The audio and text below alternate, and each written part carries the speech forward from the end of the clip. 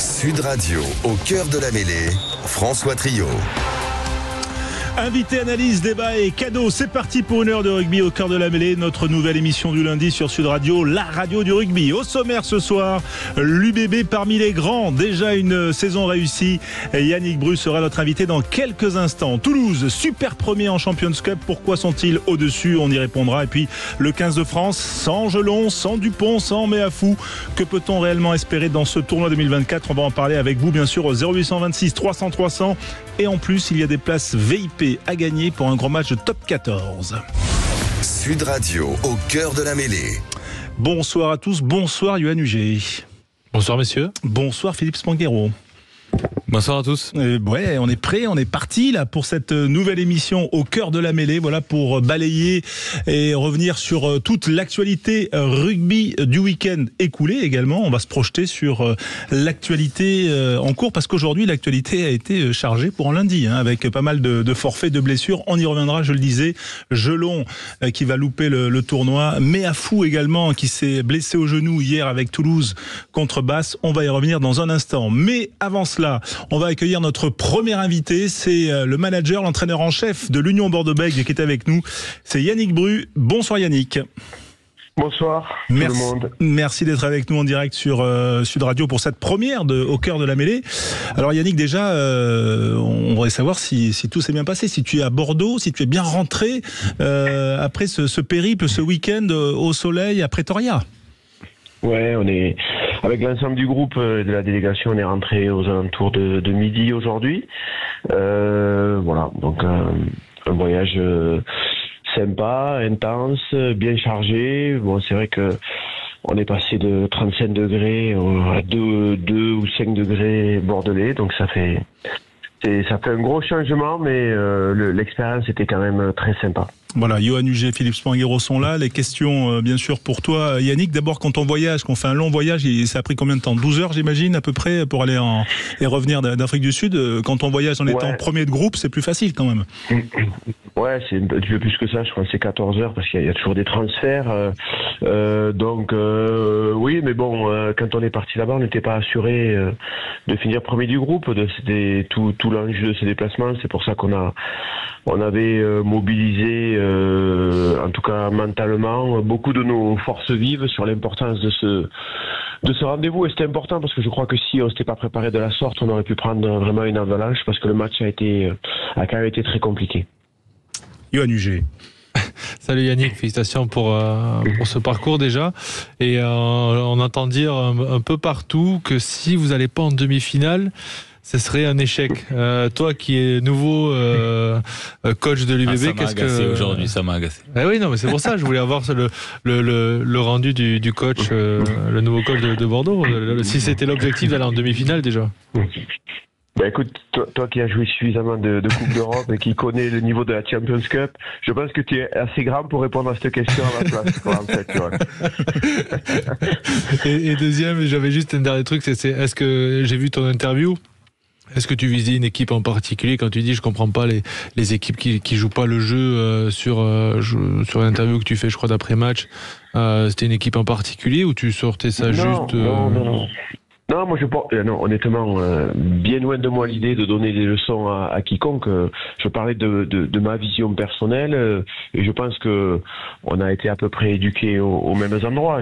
C'est vrai que quand on a la chance de disputer une compétition avec les meilleurs joueurs, les meilleurs arbitres, le meilleur tempo de jeu, je trouve que ça fabrique des souvenirs, ça fabrique une expérience. Nous, on a plein de joueurs m'ont dit après le match au Loftus à Pretoria, merci de nous avoir amenés ici parce que il y a eu un temps de jeu incroyable, on a vécu des situations incroyables et on a un souvenir incroyable et ça s'appelle l'expérience et cette expérience elle donne de la progression et moi je trouve que c'est dommage en tout cas quand on se donne pas les moyens ou qu'on mobilise pas les énergies pour aller disputer ce genre de match mais c'est un fonctionnement que j'ai choisi. Je porte pas de jugement sur les autres.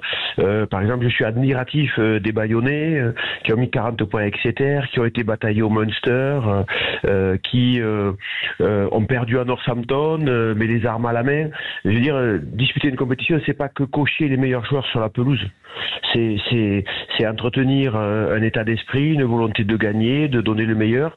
Et je suis admiratif de ce qu'ont fait les Bayonnais, du rebond qu'ils ont effectué et des investissements qu'ils ont mis sur cette Coupe d'Europe. Et je pense que c'est comme ça qu'on progresse, qu'on avance. En tout cas, c'est ma façon de voir les choses. Et je vise personne quand je dis ça. Je parlais simplement de ma conception des choses. Et des gens ont le droit de ne pas être d'accord avec moi. Une défaite, on le rappelle, tu le disais à Pretoria, 46-40, avec un double bonus, donc qui permet à l'UBB d'être leader de la poule. Hein. Philippe, c'est quand même... Vous attendiez à ce résultat de l'UBB, Philippe ? Non, bon, on en avait parlé avant le match parce que l'UBB et Yannick et son staff s'étaient offert le luxe de pouvoir laisser tout un tas de cadres au repos. Mais comme le disait Yannick, c'est aussi le travail fait en amont et les points pris qui ont permis de donner à de jeunes joueurs du temps de jeu et puis pour lui de jauger de leur niveau de préparation à ce très haut niveau-là. Et on a vu malgré tout que tout un tas de jeunes joueurs étaient prêts, avaient répondu présent. Non, ce qui frappe chez l'UBB cette année, c'est ce caractère collectif. Et en tous les cas, je trouve que voilà, l'émulation qu'on a vu naître dans ce groupe cette année, elle a été quand même assez impressionnante. On sent une euphorie collective qui est assez surprenante. Et pour rejoindre tout à l'heure la question de Johan, c'est vrai que j'étais assez agacé parce que on est dans ce monde de l'instantanéité où il faut tout de suite prendre des postures. Donc l'UBB fait un bon début de saison. J'imagine que Yannick le sait mieux que personne. Mais c'est vrai que aujourd'hui dire que si l'UBB n'était pas en demi de cette compétition, ce serait un échec. Je trouve que c'est quand même, c'est quand même mettre une pression énorme sur cette équipe qui, malgré la qualité de son effectif, a peu d'expérience de cette compétition. Et qu'est-ce que t'en penses, Yannick Bru ? Ben écoute, non, j'en pense rien parce que tu vises la demi-finale. Enfin, je veux dire, elle a les moyens. Elle a les moyens. Non, cette équipe, bien sûr. Évidemment que c'est une ambition et avoir une ambition quand on a gagné le droit de disputer le 8e et possiblement le quart sur notre sol et à Bordeaux, évidemment qu'on doit avoir l'ambition d'aller jusqu'en demi-finale. Maintenant, on a battu les Saracens largement, ils étaient amputés de pas mal de joueurs, ils n'étaient peut-être pas à leur meilleur niveau de forme et vous qui avez tous joué, vous savez dans quel état d'esprit vous étiez lorsque vous rejouiez une équipe qui vous a passé 50 points, donc ça sera très compliqué de battre les Saracens qui vont récupérer des joueurs, évidemment. J'ai vu les Harlequins jouer à l'Arena contre le Racing. Ma foi, je serais bien présomptueux de dire que si les Harlequins passent, ça sera facile de les battre. Donc il va y avoir 2 rencontres de très haut niveau, on les jouera chez nous, on a gagné ce droit-là, c'est un avantage, c'est certain. Donc de là à dire que l'on doit battre ces équipes-là, mais je peux pas le dire, mais ça sera une ambition et on sera très déçu si on le fait pas. Mais le rugby de haut niveau fait que des fois c'est pas toujours le favori qui l'emporte. Et puis voilà, c'est comme ça. Donc moi j'y vais plutôt avec beaucoup d'ambition et d'appétit, comme le groupe bordelais est aujourd'hui, mais avec aussi un petit peu d'expérience et donc d'humilité. On peut prendre une tarte dès les Saracens si on est sur manque de vigilance. Sur les objectifs fixés par le président Marty en début de saison, Yannick Bru, ce 8e de finale à la maison, ça faisait partie des cases qui étaient cochées par le boss ? Non, pas du tout. Honnêtement, j'ai la chance d'avoir un président qui a de l'expérience, qui est propriétaire du club et qui a vécu aussi des galères. Donc, il m'a juste dit que voilà, sur le cycle des 4 années, l'objectif, le sien en tout cas, c'était que l'UBB accroche un trophée. Il a été ni pressant, ni pressé. Voilà, donc je sais qu'il a une préférence pour le top 14. Laurent, comme tout, la plupart ou 80% des présidents du top 14, parce qu'on est très franco-français. Maintenant, voilà, nous, la seule mission qu'on a, c'est de continuer la progression du bébé qui a déjà fait beaucoup de bonnes choses. Avant que j'arrive, ils ont joué des demi-finales en top 14, en Coupe d'Europe. Donc, on peut légitimement penser que il faut continuer la progression. Donc, il faut faire un peu mieux. Mais à aucun moment, Laurent Marty m'a mis cette pression, même si je sais qu'il a un gros esprit de compétition en lui et qu'il y aura forcément des cases à cocher, mais j'ai vraiment la chance d'avoir un président élégant. Johan, peut-être une petite réaction. Là, on voit tous les blessés qui est un peu à droite à gauche, et notamment à Toulouse. Est-ce que tu commences à préparer ou appréhender un peu ce tournoi qui se profile et surtout, on parle des huitièmes et des quarts, mais surtout dans l'état de fraîcheur dans lequel tu vas peut-être retrouver tes joueurs. Ouais, c'est sûr que là il y a un point d'interrogation, Johan.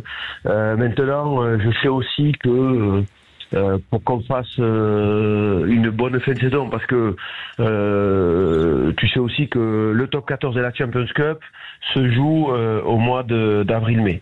Il faut être en forme pour le sprint, mais il faut avoir été placé dans tout le peloton pendant la saison.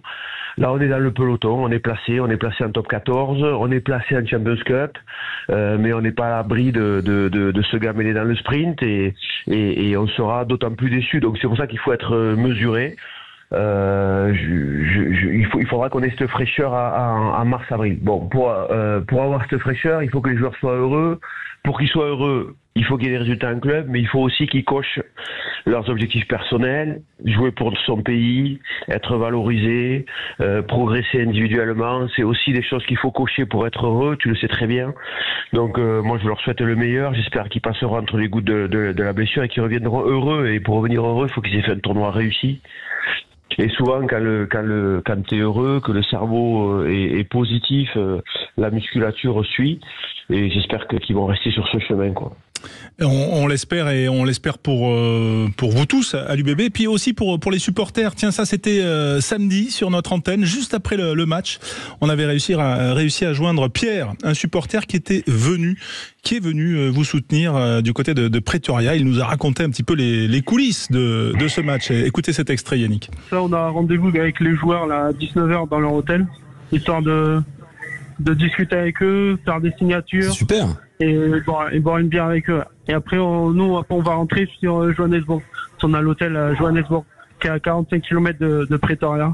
D'accord. Ça c'est un voyage que vous avez fait avec un groupe de supporters. Est-ce que le club vous a aidé ? Comment ça s'est passé ? United BB, c'est ça ? Comment ça s'est passé pour vous, Pierre ?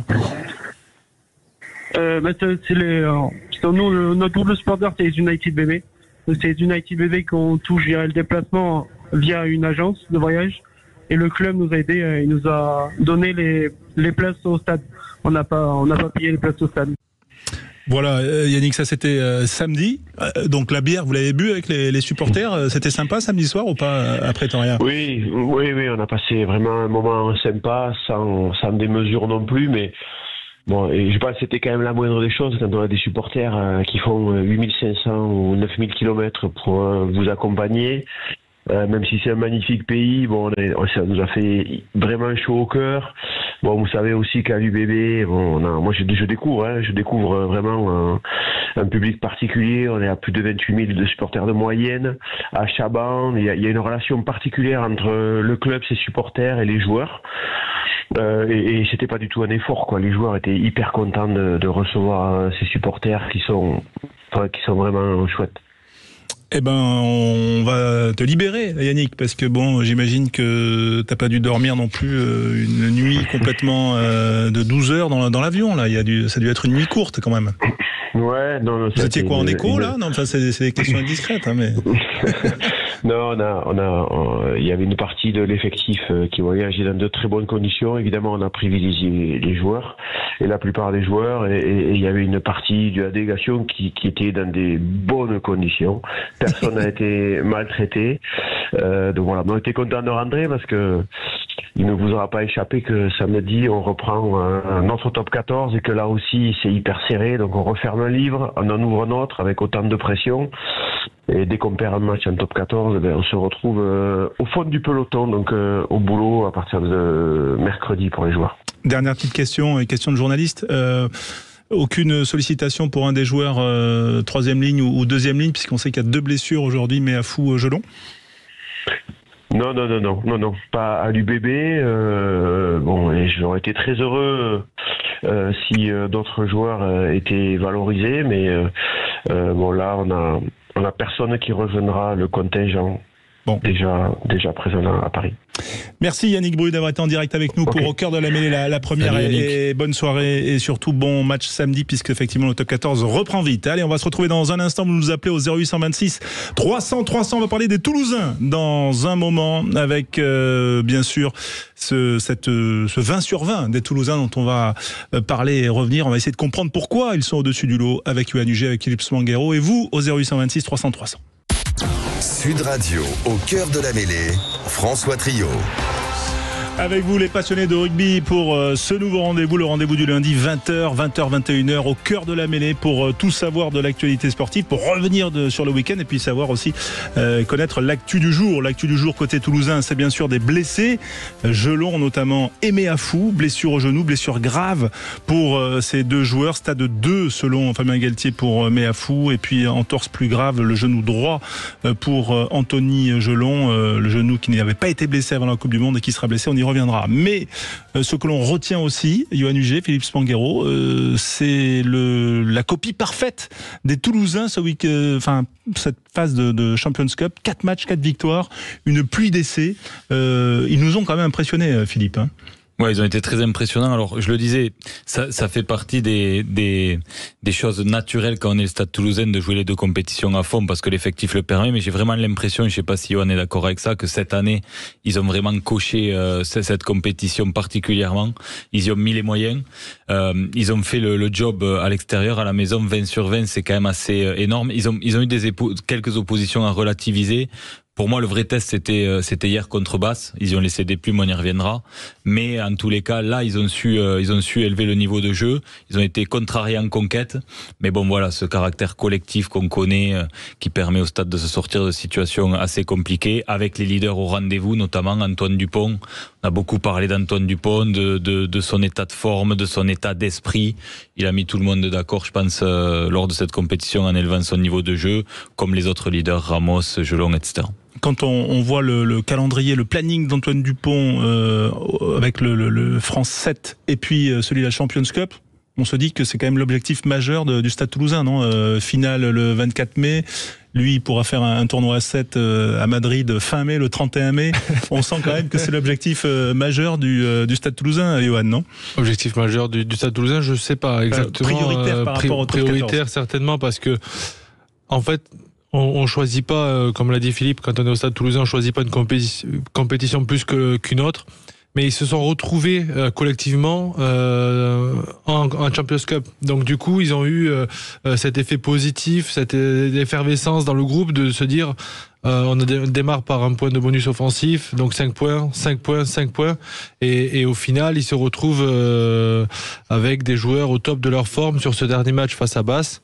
Et Antoine Dupont qui s'est rafraîchi mentalement, bien entendu, bien avant d'être rétabli de ces petites blessures qu'il avait pu avoir physiquement, mais déjà sa tête va mieux. On le sent aussi, il a perdu quelques kilos, donc de muscles, je pense, pour se retrouver son poids de forme qui était le sien. Et justement, on le voit un peu plus au soutien, on le voit un peu plus courir partout et voilà, il est à l'image du collectif du Stade Toulousain pétillant. Il est pétillant. Tiens, on va écouter l'essai qu'on a vécu hier en direct sur l'antenne de Sud Radio avec Rémi Mességuet et toute l'équipe. C'était l'essai de Juan Cruz Malia, décisif pour la victoire. Le 4e, c'est celui du bonus offensif. Le ballon pour Pita qui lançait dans l'axe. Antoine Dupont, là, il y a de la vitesse. Avec maintenant Guitoun, le jeu dans le dos pour Ramos. Ramos l'a sauté pour Malia en bout de ligne. Juan Cruz Malia, l'essai. Et cette combinaison en première main des Toulousains. Sortie de mêlée rapide. Antoine Dupont et puis ce jeu de redoublement, de redoubler. Et la sautée, la lecture de Thomas Ramos Daniel qui fait toute la différence. Et là, on ne pourra pas le refuser cet essai. Ouais, il était beau cet essai, effectivement. Didier est avec nous, Didier de Saint-Rustis en Haute-Garonne. Est-ce qu'il vous a fait bonsoir Didier, merci d'être avec nous en direct sur Sud Radio. Est-ce qu'il vous a fait vibrer cet essai de Juan Cruz Malia en première main là, qui a scellé le succès des Toulousains longs à se dessiner contre Basse? Ah, mais j'ai vibré tout le long de la partie plutôt, oui. Très bon stade toulousain. Et, là, ils nous font, en ce moment, là, en Coupe d'Europe, ils nous font très vibrer. C'est magnifique ce qu'ils font, c'est magnifique. Et Didier, pourquoi selon vous, ils sont au-dessus du lot? On a l'impression qu'ils ont dit, allez, on accélère en Champions Cup, là, on va marquer du bonus offensif à chaque sortie. Et c'est ce qu'ils ont fait, 20 points sur 20 possibles. Oui. Comme vous disiez, je pense que cette année, ils misent plutôt la Coupe d'Europe que je pense qu'ils vont jouer de tableau, mais bon, en particulier, je pense à la Coupe d'Europe. Ils se gardent pour la Coupe d'Europe, je pense qu'ils vont la gagner. C'est mon pronostic. ça fait rire, Johan, mais j'ai l'impression que les supporters et les joueurs sont sur la même ligne, Johan. Non, ils le sentent, ils connaissent bien leur équipe quand même, les supporters, comme Didier. Bien sûr, ils connaissent très bien, ils sont très exigeants d'ailleurs, donc on se doit de répondre à leurs attentes, mais en Champions Cup, ils tombent face à des adversaires qui ouvrent le jeu, des arbitres qui sont plus tolérants sur les phases de ruck, mis à part ce dimanche dernier où on n'a pas compris certaines phases de ruck. Mais sinon, dans l'ensemble, on se rapproche du niveau international, donc c'est pour ça que les joueurs s'y retrouvent. Ils peuvent jouer sans se dire qu'ils vont prendre une contre ou l'arbitre va peut-être favoriser l'équipe qui ferme un peu plus le jeu et qui ferraille dans les rucks. Quentin qui orchestre cette émission, qui est avec nous, qui me dit oui, ce sera le Racing pour Toulouse en 8e. Faut le rappeler. Est-ce que c'est une chance à Didier, un 8e avec une équipe française? Moi, je pense qu'on les battra. On les battra. Il n'y a pas de problème. Il n'y aura pas de problème. Moi, j'aime pas ça. Moi, j'aime pas ça. Aller jouer l'équipe française en Champions Cup, une équipe qui n'a rien à perdre, qui s'est qualifiée à la volée comme ça. Oui, ça aussi, une victoire de qualifier, c'est pas évident. Hein. C'est ça. Hein. Moi, je suis pas totalement d'accord avec vous. Hein. Ah bon non, mais il y a deux choses. Il y a ce côté outsider du Racing, ils ont rien à perdre finalement. Après avoir, quand ils vont se retrouver début avril. Ils ont rien à perdre, ils vont se retrouver début avril. Ils font partie de ces équipes parce que le Stade Toulousain paye un lourd tribut là, entre l'équipe de France plus la casse qu'il y a sur le match contre Basse. Ils vont retrouver quand même une équipe très amoindrie au moment d'aborder ces phases finales, puisqu'on sait déjà que Gelon est out. Il faudra voir quel sera l'état de forme de Romain Ntamak. A priori, postulera à ce moment-là, mais revenir tout de suite pour des phases finales. Il ne peut pas jouer à la place de Georges aussi. Bah là, je suis un peu juste. Ça, depuis 2 ou 3 mois, Mais après, il va revenir costaud, faire attention. Hein. Ouais, bien sûr. Non, mais donc Romain Ntamak sera pas là. On ne sait pas comment Antoine Dupont va être capable de digérer cette double carrière qu'il découvre en ce moment. Donc voilà, il y a des points d'interrogation. Après, honnêtement, c'est vrai que entre ce que propose le Racing, qui est plutôt à son aise en top 14, et ce qu'on les a vus proposer en Champions Cup, on ne sait pas trop bien juger cette équipe pour l'instant, quoi. Ouais, Didier, réaction au propos de Philippe Spanghero? Oui, bon, après, c'est sûr, c'est une équipe française, mais après, moi, je pense qu'on a tous les atouts pour les battre. Après, il ne faudrait pas un peu plus de casse quand même, parce que voilà, en ce moment, la casse... Oui, il y a eu Delib aussi hier, hein, Delib, Marfou... Ouais. T'as double effet qui se coule parce que tu perds Gelon et c'est Rouma qui est appelé. Donc le Stade Toulousain est amputé de 2 joueurs d'un coup. Donc ça rajoute quand même des éléments importants qui vont quitter le club pour une longue période. Une longue période, et puis comment ils vont revenir aussi. Voilà. Ouais, mais à la fois, moi j'ai quand même de l'extérieur, j'ai l'impression qu'il y aurait le chauffeur de bus qui s'arrêterait et qui mettrait un short, et il serait bon dans cette équipe. J'ai l'impression que tout le monde devient bon quand on joue. Et attention, les chauffeurs de bus, respect aux chauffeurs de bus. Non, mais il faut savoir que le Stade Toulousain s'entraîne à plus de 30 ou 40 joueurs toute la semaine. Oui. Donc tout le monde connaît le système de jeu, tout le monde connaît les phases de jeu et surtout le plan de jeu à effectuer pour le week-end. Donc chaque joueur qui rentre, même si c'est une découverte pour le grand public, on parle de Dimitri Delib, il était déjà là en 2018-2019 et il commence a pointé vraiment depuis 2 ans le bout de son nez, mis à part qu'il a été un peu blessé, mais c'est des joueurs qui sont là dans l'effectif, qui font tous les voyages avec nous, donc ils ont l'habitude dès qu'il faut mettre les crampons, ils sont prêts. Et je sais que Dimitri m'avait remplacé pour la naissance de ma fille en 2018, la dernière remis, il avait fait un doublé, donc j'ai dit à ma femme, il faut que je remette vite les crampons parce que ce jeune il est dangereux. Non, mais c'est intéressant ce que dit Johan, parce que pour rebondir, le Stade, de ce que j'en sais, a été le premier club à faire ce que demandait Fabien Galtier en équipe de France, c'est-à-dire d'avoir un groupe très large pour avoir des joueurs qui soient régulièrement avec le groupe pro pour être tout de suite efficaces. Et là, le Stade avait mis en place une organisation avec quelqu'un qui est très important dans le dispositif, qui est pas connu du grand public, mais qui s'appelle Sam Lacombe, qui a fait sa vie à l'école de rugby avant de passer à la coordination entre les espoirs et l'équipe 1. Il y a ces staffs aussi qui cohabitent entre les espoirs et la première. Clément Poitrenaud a fait un peu les deux, Virgile Lacombe, il y a Jérôme Queneau aujourd'hui, et donc en fait il y a Joe Tekori, donc il y a cet effectif très élargi qui permet ça au Stade Toulousain. Eh ben voilà, merci Didier d'avoir été avec nous en direct au 0826 300 300. Je vous rappelle que dans quelques minutes, on fera gagner des places pour un match de top 14 qui sera Lyon-Perpignan de ce week-end, avec des places VIP bien sûr. Si c'est un VIP, on aura la vue. Voilà, il y en a qui vont aller à Lyon spécialement. 0826 300 300. À tout de suite sur Sud Radio dans Au cœur de la mêlée. Sud Radio, au cœur de la mêlée, François Trio. Avec vous les auditeurs de Sud Radio passionnés de rugby au cœur de la mêlée, pour revenir sur l'actualité, pour se projeter sur l'actualité du week-end, mais aussi du tournoi des 6 Nations 2024. Je vous rappelle, en attendant, on va parler du 15 de France dans un instant, mais que vous pouvez bien sûr jouer avec nous au 0826 300 300. Quentin peut peut-être donner le cadeau là qu'on va faire gagner un peu en fin pour aller voir le Loup face à l'USAP en VIP, donc avec accès aux loges, les petits fours et tout ce qu'il faut pour passer un bon moment du côté du Loup. Voilà, le Loup face à Perpignan. Vous pouvez jouer au 0826 300 Toujours 300. sympa d'aller voir le Loup. Oui, Aude vous répondra au standard. Le Loup du jour, et c'est pour le 15 de France quand même. On le disait tout à l'heure en parlant des Toulousains, la blessure d'Anthony Gelon, la blessure de Mani Meafou aujourd'hui. Il y a Alexandre Oumat qui a été appelé, ça c'est une bonne chose, mais c'est vrai quand même que on va avoir un 15 de France 2024 avec quelques changements. Dupont ne sera pas là, un choix personnel, mais ça fait quand même 2 absents, parce que Meafou, Philippe, il faisait partie des joueurs sur lesquels Fabien Galtier voulait s'appuyer. 2m03, 145 kilos, enfin français, passeport, ça y est, on attendait ça depuis la fin de la Coupe du Monde. Il faudra s'en passer et patienter encore. Ouais, il était sur les tablettes depuis longtemps, parce que c'est vrai que depuis la baisse de régime de Willem C, on cherchait ce profil-là. C'est vrai qu'il y a Taofi Fenoua qui peut y être un peu, mais qui a peut-être moins de caisse pour jouer un match complet comme est capable de le faire Meafou, avec des mains en plus. Enfin, il offre tout un tas de solutions, donc c'est reculé pour mieux sauter, mais en effet c'est dommage. Et c'est vrai que ça amène quelques questions sur cette équipe de France et la façon dont Fabien va composer avec tous ces forfaits là de dernière minute. L'équipe de France est réunie à Marcoussis, les joueurs sont arrivés là ce matin encore, hier soir également. Vous, Johan, vous avez vécu ces rassemblements à Marcoussis. Est-ce que ça atteint le moral d'un groupe ou d'un staff quand on perd comme ça des pièces maîtresses? Anthony Gelon, il a été capitaine d'un match contre l'Uruguay pendant la Coupe du Monde. Il fait partie des pièces maîtresses de la 3e ligne. Meafou faisait partie des poutres à venir du pack, même s'il n'avait pas d'expérience internationale, il était attendu. Est-ce que ça change les plans du coach réellement? Oui, du coach, bien entendu, parce qu'il a déjà son équipe en tête. Si on connaît un peu Fabien, il a depuis, je pense, la fin de la Coupe du Monde.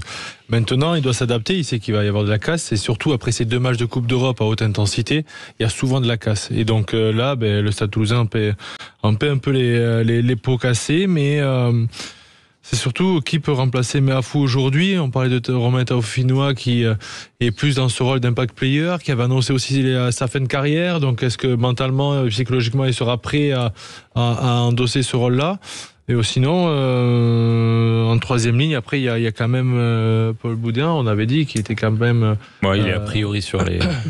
Voilà, mais restons sur le cas Meafou, on va venir au cas Jelon. Meafou, il serait remplacé par qui, selon vous, selon toi, Philippe? La logique voudrait que ce soit Willem C qui revienne. Mais là, pour le coup, on n'est pas dans la construction encore tout de suite, parce que Willem C ira pas au bout jusque dans 4 ans. Il y a toujours, moi, quelque chose qui m'interpelle, c'est la bonne stratégie, parce qu'on est parti sur un nouveau cycle de 4 ans.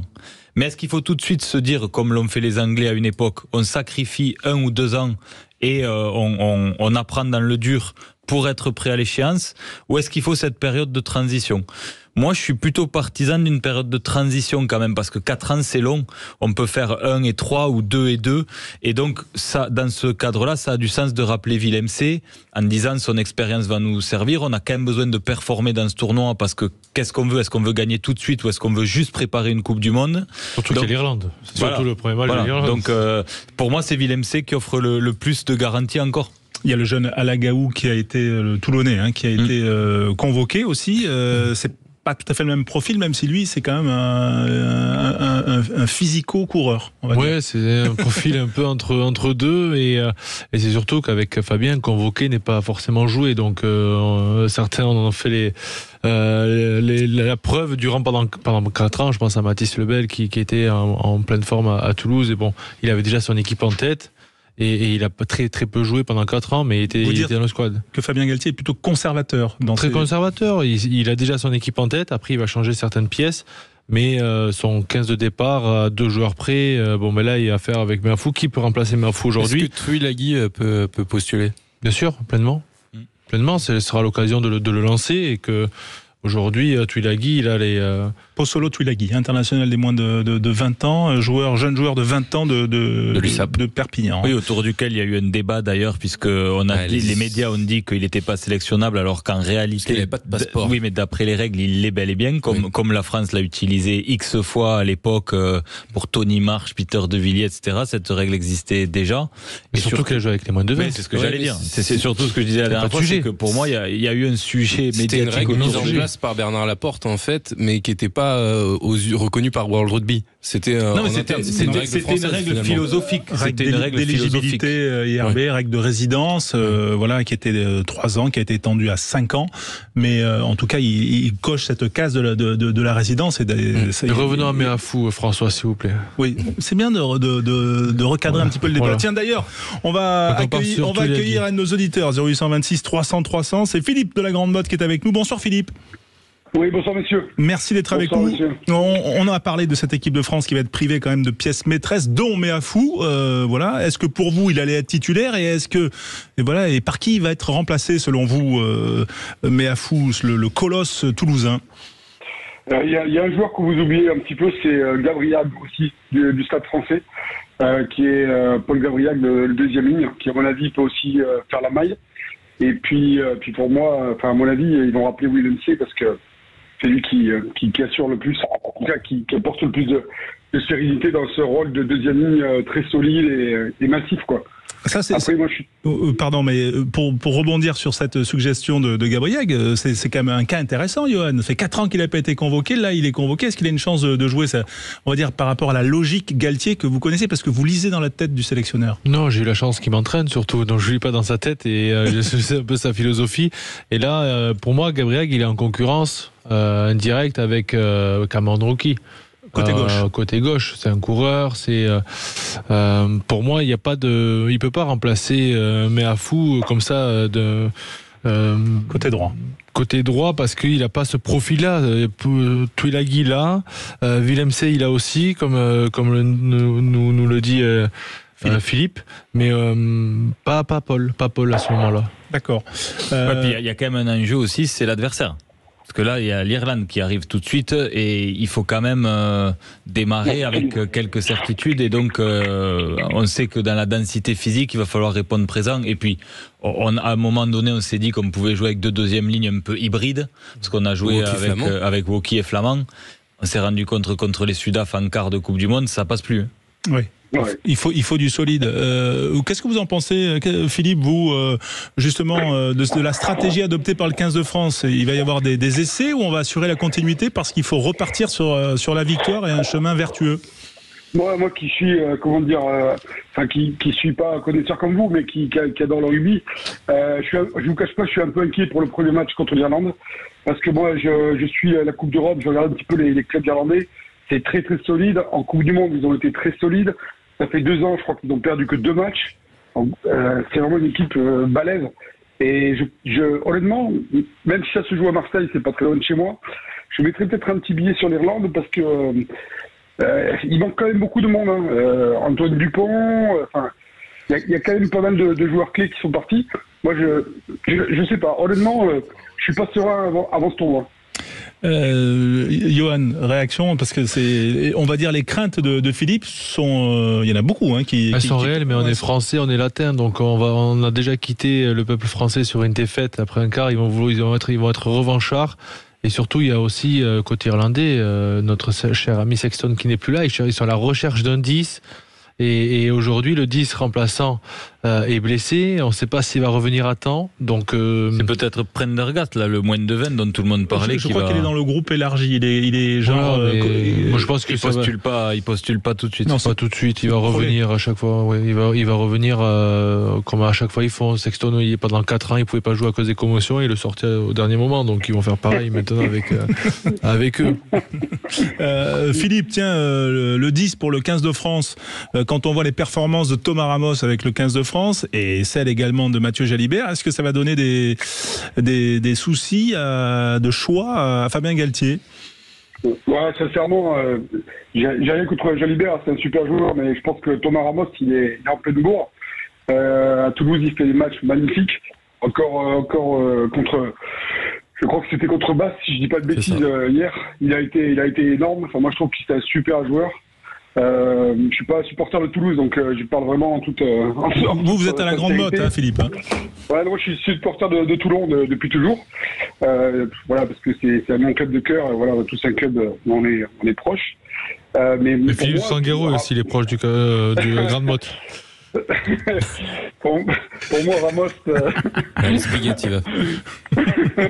Tiens, pendant que vous souriez avec les blagues de Johan Huget, l'information de Villemc, effectivement officialisée, il remplace Meafou. Bien vu, messieurs. Voilà, l'axe droit sera donc renforcé par un homme d'expérience qui est Montpelliérain en plus, qui n'est pas fait pour déplaire à Philippe de la Grande Motte. Donc surtout, je vais vous dire un truc. Paul Villemc, c'est un très très bon joueur, mais c'est un très très bon mec. Très très sympa. Voilà, ça c'est un point. Et moi j'ai eu l'occasion de discuter avec lui, vraiment c'est un type gentil comme tout, quoi. Voilà. Non, et juste pour rebondir sur. On a envie d'être gentil avec lui. Hein. Sur le poste d'ouvreur, il y a quand même quelque chose qu'il faut avoir en tête, c'est que ce qui va peser aussi, c'est cette complémentarité Lucu-Jalibert, parce que a priori Lucu s'installe en seconde d'Antoine Dupont, avec en plus les performances qu'il fait avec l'UBB. Donc il y a cette complémentarité avec Jalibert qui est un élément supplémentaire au-delà de la comparaison seule au poste de 10 entre Jalibert et Ramos. Ouais, et puis Ramos apporte peut-être plus de garantie à l'arrière que Jaminet pour l'instant. Aussi. Oui, tout à fait. Et moi j'aurais même pris Buros. Ouais. Qui est incroyable. Et qui a fait un bon match après Paris. Franchement, c'est un joueur incroyable. Oui, mais il n'a pas été retenu. En revanche, Johan, vous avez raison aussi, parce que Pozzolo Tuilagi sera partenaire d'entraînement et sera également avec le 15 de France convoqué après le forfait de Meafou, en plus de Villemc. Voilà pour les informations toutes fraîches qui nous arrivent. Et s'il démarrait contre l'Irlande, on peut lancer les paris, Philippe? Allez, Tuilagi. Ouais. Je crois pas qu'il a pas encore il est pas prêt pour un match international comme ça pour démarrer. Je pas l'Irlande, mais l'Italie. Je pense pas. Le tester sur un match du tournoi en fonction de comment se passent les premiers matchs, pourquoi pas, mais je le vois pas démarrer contre l'Irlande. Nous on avait bien fait Dupont Ntamak en Irlande. Oui. C'est vrai. 0826 300 300 pour jouer, bien sûr, pour gagner 2 places VIP pour aller voir le match Lyon-Perpignan, match décisif, capital, et il concerne le bas du tableau actuel du top 14, mais ce sera un bon match de rugby. Lyon qualifié en 8e de finale de la Champions Cup, rappelons-le. Philippe, avec nous, on parlait des numéros 10, donc vous, on a compris, vous êtes plutôt Ramos ou Jalibert. Tiens, Yohan, vous êtes plutôt quoi, vous, Ramos ou Jalibert? Non, la complémentarité veut que ce soit Jalibert qui joue avec Lucu, mais les deux sont complémentaires. Hein. Moi, j'aime beaucoup. Ils avaient joué ensemble. Thomas arrive à jouer dans cette position de 10, à faire décaler un peu Jalibert, qui a besoin un peu plus d'espace aussi pour prendre des initiatives. Donc, pour moi, Jalibert en 10 et Ramos en 15. Oui, et effectivement, les deux joueurs qui sont en forme. En numéro 9, tiens Philippe, est-ce que on sait qu'il va y avoir Lucu en numéro 1, mais en doublure, vous verriez qui, vous, plutôt Il y a le Garec, le joueur du Racing, qui est bon, hein, qui fait des matchs, des bons matchs. Mais pour moi, Lucu il est indispensable. Franchement, après Antoine Dupont, je pense que c'est vraiment le joueur qui apporte le plus de garanties. C'est un super joueur, pareil, il a un très bon pied, il a la vista, il a le vis, c'est un super joueur, franchement. La doublure, ça sera le Garec ou ça sera Gibert qui couvrira 9-10, Philippe Spanghero? Ça dépend des choix du staff sur le banc. Pour moi, ça va être impacté par ça. Mais je vois mal quand même le staff se passer d'un vrai numéro 9 sur le banc. Ce sera le Garec. Et Thomas Ramos qui peut passer 10 et peut-être Méliné remplaçant. C'est plutôt ça la solution, ouais, que l'inverse, parce que le pari de Gibert, c'est quand même ça me paraît moins plausible. C'est effectivement à surveiller. Ça va être intéressant d'ailleurs de savoir comment on va composer ce banc quand même. Oui, c'est la continuité. Non, mais en 5-3, 6-2. 6-2. Parce qu'en Irlande, contre l'Irlande, on partirait sur un 6-2, mais c'est quand même intéressant. Tout dépend des conditions climatiques, mon cher Philippe. Bien sûr. Et puis mais peut-être que Philippe, à la Grande Motte, il le sait, le temps qu'il fera le 2 février, un vendredi soir à Marseille, on le vivra d'ailleurs sur Sud Radio, ce match. Il fait toujours soleil à Marseille. Il fait toujours soleil à Marseille. Il y aura toujours soleil. Ouais, et il y aura une belle ambiance. Et il y aura de l'ambiance, effectivement. Voilà. Succès populaire incroyable, il y a eu 175 000 demandes de billets pour ce match. Ah oui. Vous avez grandi le stade du coup. Non, mais ça aurait servi les finances de la Fédé, les 175 000 personnes. Bah ouais, il faudrait peut-être un deuxième stade à côté, et puis avec des hologrammes, comme ça on pourrait vendre le double de billets. Philippe, on va vous remercier d'avoir été avec nous. Voilà. Avec plaisir, les gars. Et vous voyez donc vous plutôt les Irlandais. Vous me faites peur là avec votre pronostic, hein, vous le savez. Mais moi, honnêtement, j'aime beaucoup parier sur le rugby. Sincèrement, la France est favorite dans les vainqueurs du tournoi. Tous les bookmakers la donnent à 2-5 trucs. En 2, c'est l'Irlande. En 3, c'est l'Angleterre. Mais la cote de l'Irlande est pas mal, elle est à 2-7. Et je pense qu'ils ont une très très grosse équipe. Faut pas les sous-estimer. Moi, je souhaite de tout cœur que la France gagne le tournoi. Il y a pas photo.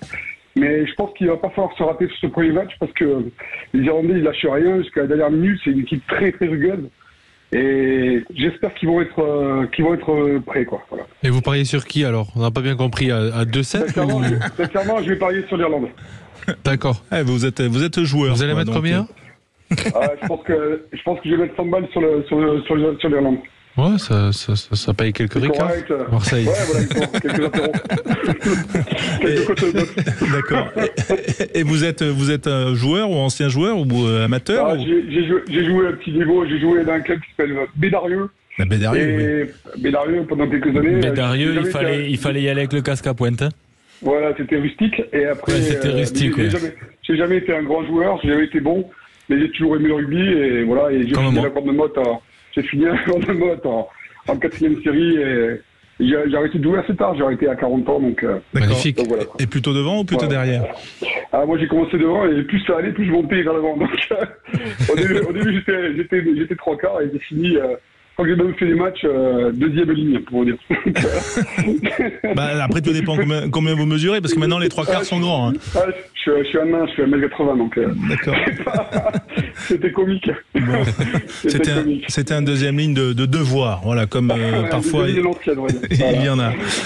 Merci en tout cas pour votre passion, votre bonne humeur, et pas pour votre pronostic, mais en tout cas on l'a noté, et on vous remercie d'avoir été avec nous, on vous remercie pour votre fidélité. Bonne soirée les gars, puis rendez-vous tous les lundis, 20h sur Sud Radio pour Au Cœur de la Mêlée, en plus du week-end, soirée Pro D2 le vendredi, et puis ensuite le Top 14 ou la Champions Cup le samedi de 15h à 23h et les dimanches soirs. Merci Philippe d'avoir été avec nous, et bien sûr vous n'hésitez pas à jouer au 0826 300 300 pour gagner des places VIP pour le match Loup-Perpignan.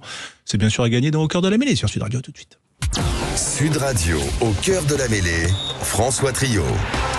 Avec vous les passionnés de rugby dans Au Cœur de la Mêlée, l'émission hebdomadaire chaque lundi soir pour revenir sur le week-end, pour se projeter sur toute l'actualité, puis pour connaître les dernières infos. Et la dernière info du jour, il y a celle de l'équipe de France, on en a parlé, avec les blessures de Jelon, de Meafou, remplacé par Roumat côté troisième ligne pour Jelon, remplacé par Willem C, Meafou et Tuilagi. Voilà pour les infos. Et puis, il y a une info transfert aujourd'hui, c'est l'ouvreur des Saracens, Owen Farrell, et du 15 de la Rose, qui est recommande de points sous le maillot de l'Angleterre, qui va donc rejoindre, pour une durée de 2 ans, le Racing 92. On s'y attendait, c'était annoncé. Mais ça fait quand même, ça c'est une belle pioche, Philippe Sponguero. C'est une grosse info en effet. Alors c'est intéressant de voir comment va se comporter la concurrence avec Antoine Gibert, qui en plus maintenant a le statut pas encore d'international mais d'appelé, puisqu'il a pris quand même toute sa place dans cet effectif du Racing, et il fait partie quand même des historiques déjà, Antoine Gibert, de ce groupe. Il a une place importante dans le vestiaire, donc les saisons sont longues, avoir 2-10 de ce niveau-là c'est important. Mais on a comparé lors d'un débat qu'on a fait la dernière fois Owen Farrell et Sexton, qui est passé au Racing aussi, et je disais que je pense que l'intégration de Farrell se passera beaucoup mieux, et il sera une plus-value pour cette équipe du Racing, parce que Sexton a passé sa vie à jouer dans des équipes qui ont bâti leur système de jeu autour de lui, ce qui n'est pas le cas de Farrell. Il est quand même plus altruiste dans le jeu, et je pense que ça fait partie de ces joueurs qui doivent quand même amener un supplément d'âme à une équipe. Et il peut jouer premier centre aussi. Premier centre aussi, il a tout aussi qu'il a à ses côtés, c'est le coach. Eh oui, Monsieur Caster, donc ils se connaissent par cœur, et ça a dû être un choix très important pour lui pour venir au Racing. Après, j'espère que ce sera pas le Farrell de 2 dernières sorties qu'on a vu. Oui, c'était ma question. Là, je pense qu'il a besoin de nouveaux challenges, quoi. Ouais. C'est une bonne pioche. Ça doit faire un petit billet quand même pour le Racing. Johan, vous qui avez toutes les infos transferts qui tombent sur votre téléphone là. Alors là, je vais me diriger vers Philippe Spanghero, le trésorier de la Fédé, et il va nous expliquer le transfert, comment il va, à quel montant ils ont pu être aller au maximum le Racing pour entrer dans le. Qu'est-ce qui se dit en coulisses? C'est combien Là, j'ai ouï dire le joueur le plus payé, c'était Finn Russell. Oui. Qui avait à peu près 1 million d'euros. C'était à peu près qui est autour du million d'euros. Ouais. Donc, et Colissier quand même a priori assez en dessous, alors qu'on pouvait penser quand même capitaine des champions du monde. Non mais là, enfin, j'ai pas d'infos particulières, mais à peu près une fourchette comme ça. Ah ben ça se joue entre 6 et 700 par an, forcément. Le salary cap on prend un coup. Voilà. Et 6 et 700 000 euros par an, effectivement. Ça fait un joueur qui arrive aussi, mais qui a 32 ans. C'est pas une pré-retraite, Johan, pour non, toi? il va se relancer, ça va être un nouveau challenge. Il signe pour 2 ans, il aura 34 ans pour un demi d'ouverture. Ça peut être très intéressant pour lui. Donc à partir de ce moment-là, il va être à Paris, il va jouer dans un stade couvert. Un match sur 2, il va être bien, il va être à l'aise. Ouais, encore une fois, s'il n'y a pas de casse, enfin, je veux dire, avec Gibert, il va bien falloir que ça tourne. Donc, il y a quand même, Gibert a un statut à assumer aujourd'hui. Il va pas laisser sa place comme ça. Donc, en effet, s'il est un peu préservé et qu'il joue pas tous les matchs. Enfin, et l'avantage, il faut pas aller trop loin. Le statut de Gibert, il a joué 4 matchs d'affilée. Il faut être mesuré sur Gibert. Non, mais aujourd'hui, je dis pas. On peut pas comparer Owen Farrell et. Non, mais je compare pas. Je dis qu'il est installé. D'accord. Il s'est installé au poste de demi d'ouverture titulaire. Tu mets qui à sa place alors, à la place de Gibert aujourd'hui au Racing?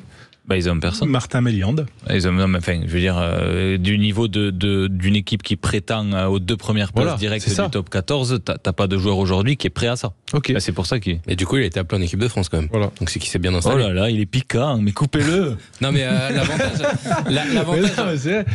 l'avantage avec Farrell, c'est qu'aussi il a mis sa carrière internationale entre parenthèses actuellement. Oui, peut-être que c'est pas plus mal parce que je souhaite au Racing que vraiment il ait cet électrochoc, mais il n'avait pas besoin de l'annoncer pour la mettre entre parenthèses parce que les dernières sorties qu'il fait avec il était appelé quoi. Ouais. Mais bon, je pense que là il était temps quand même d'avoir un renouveau du côté du 15 de la Rose à l'ouverture quoi. Et tu mets qui? Vous avez joué au 0826 300 300, voilà, mais la question c'est pas tu mets qui, mais c'est qui est avec nous, et c'est Julien de Montpellier qui est avec nous, qui gagne 2 places VIP pour le match Lyon-Perpignan, c'est ce week-end en top 14. Bonsoir Julien. Bonsoir. Merci d'être avec nous en direct et bravo parce que ce sont 2 places VIP, c'est-à-dire que vous pourrez aller au cocktail d'avant-match, d'après-match et surtout voir le match, voilà, dans de très très bonnes conditions. Voilà un cadeau Sud Radio pour cette première de Cœur de la Mêlée. Bravo à vous.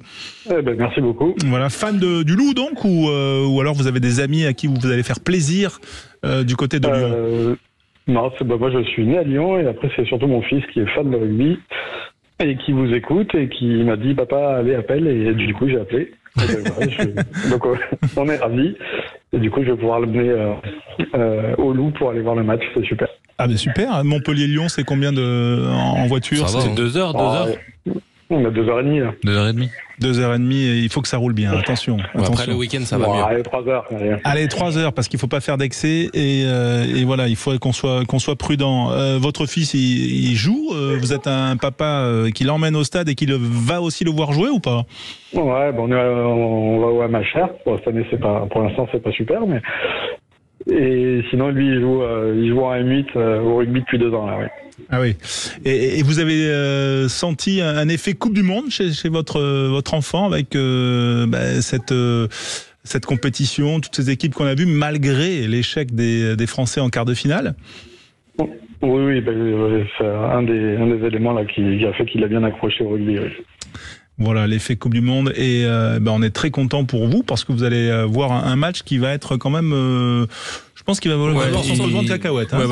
C'est 17h le match. 17h, c'est ça. Ça fait partie du multi qu'on vivra sur Sud Radio. Celui-là, dans les têtes, pour une des 2 équipes, il va être un moment de bascule dans la saison quand même. Ouais, voilà. Préparez-vous à avoir un match qui va être intense et riche en suspense. Tiens, Julien, merci beaucoup. Avec plaisir.